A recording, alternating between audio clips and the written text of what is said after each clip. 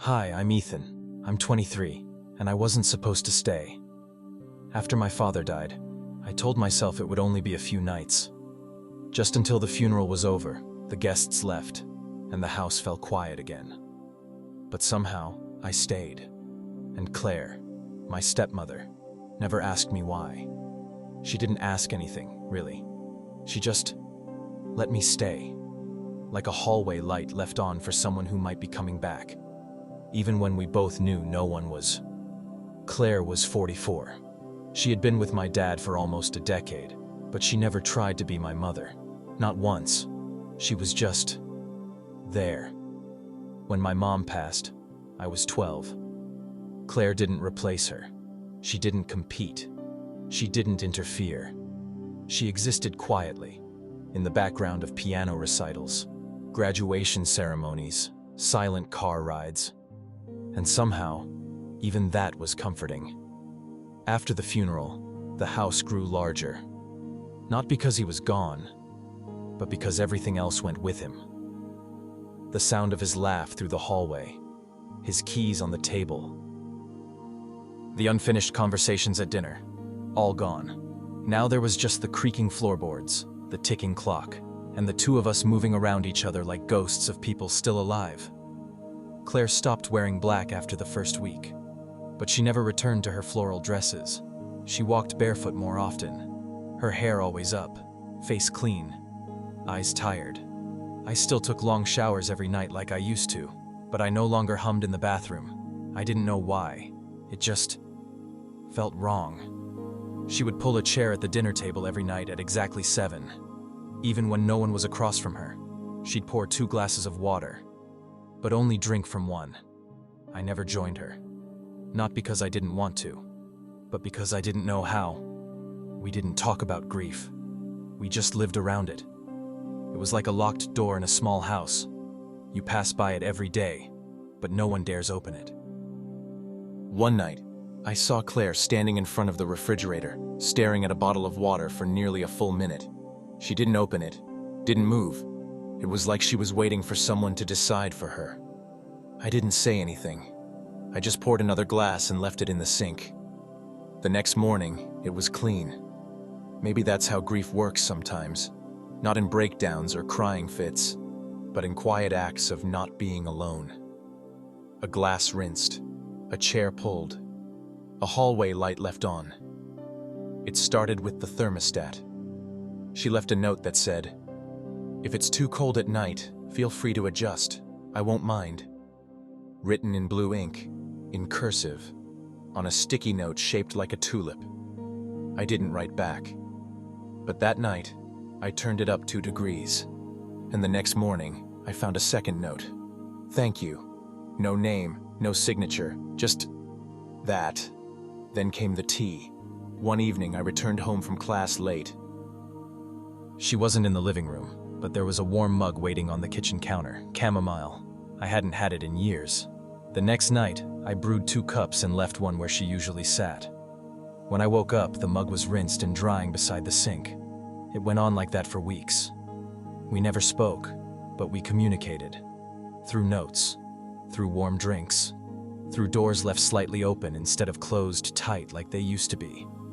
I fixed the loose cabinet door one morning. She left banana bread on the counter the next day. I set the clocks back for daylight savings. She bought my favorite cereal I hadn't mentioned in years.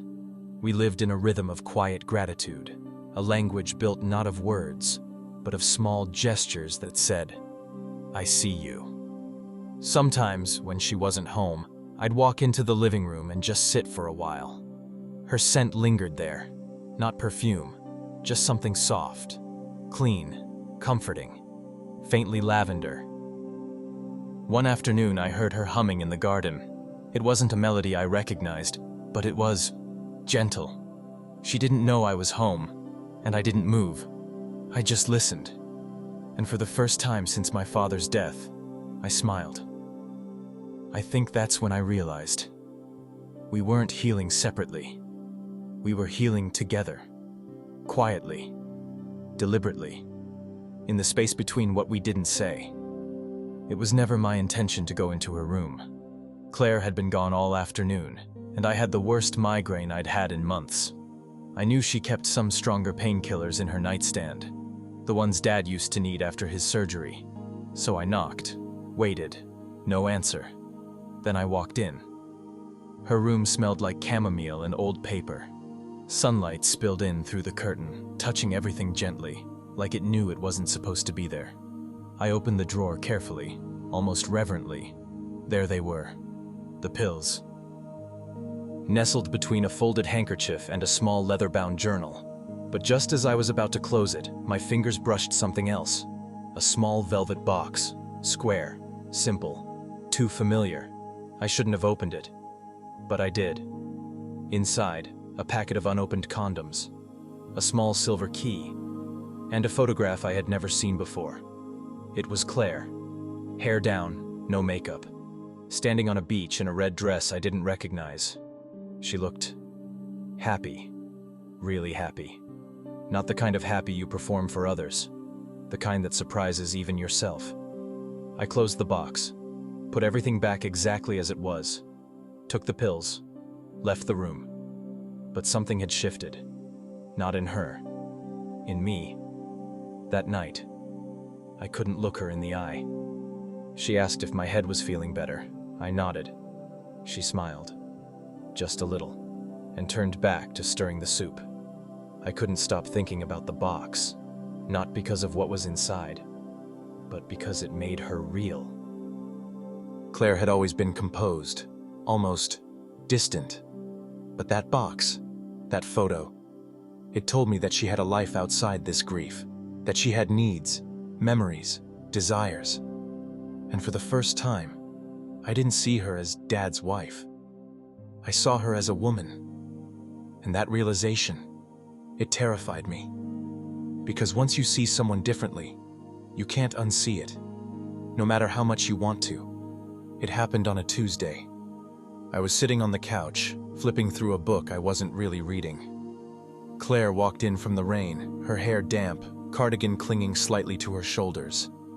She looked soft, almost fragile, like a page you don't dare crease. "Long day?" I asked, surprising myself. She nodded, dropping her keys into the bowl by the door.